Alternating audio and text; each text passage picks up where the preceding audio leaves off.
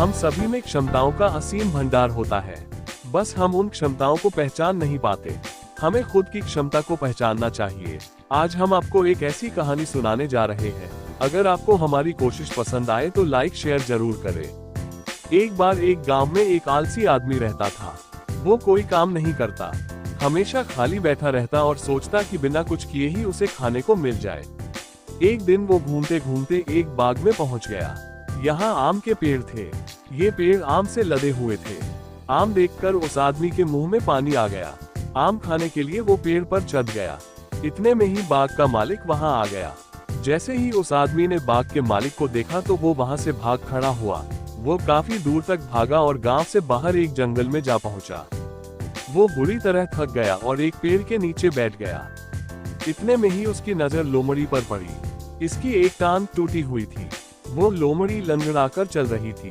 इसे देख उस आदमी ने सोचा कि इस लोमड़ी की हालत ऐसी है, फिर भी ये किसी जंगली जानवर के शिकार से बच कैसे गई, अब तक शिकार कैसे नहीं हुआ। इसी सोच में वो पेड़ पर चढ़ गया और वहां बैठकर देखने लगा कि अब लोमड़ी के साथ आगे क्या होगा। कुछ ही देर में एक शेर की दहाड़ सुनाई दी।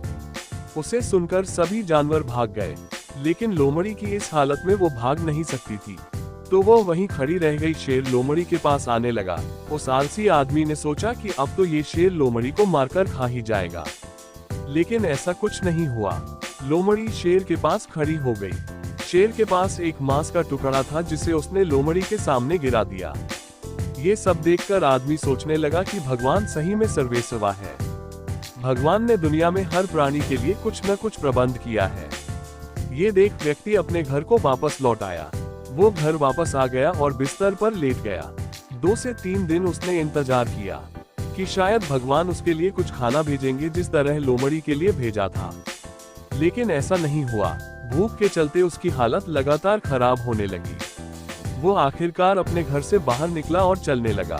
कुछ दूर एक पेड़ के नीचे बाबा बैठे थे। वो उनके पास गया और जंगल की कहानी सुनाई। उसने कहा कि भगवान उसके साथ ही ऐसा क्यों कर रहे हैं। उनके पास जानवरों के लिए भोजन का प्रबंध है, लेकिन इंसानों के लिए नहीं। ऐसा क्यों? बाबा जी ने उत्तर दिया कि ऐसा नहीं है। भगवान के पास सारे प्रबंध हैं, लेकिन वो तुम्हें लोमड़ी नहीं बल्कि शेर बनाना चाहते हैं।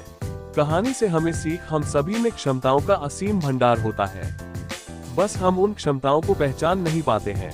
हमें खुद की क्षमता को पहचानना चाहिए। दूसरों की सहायता की प्रतीक्षा में वक्त जाया नहीं करना चाहिए। आप खुद को सक्षम बनाइए और दूसरों की सहायता करें।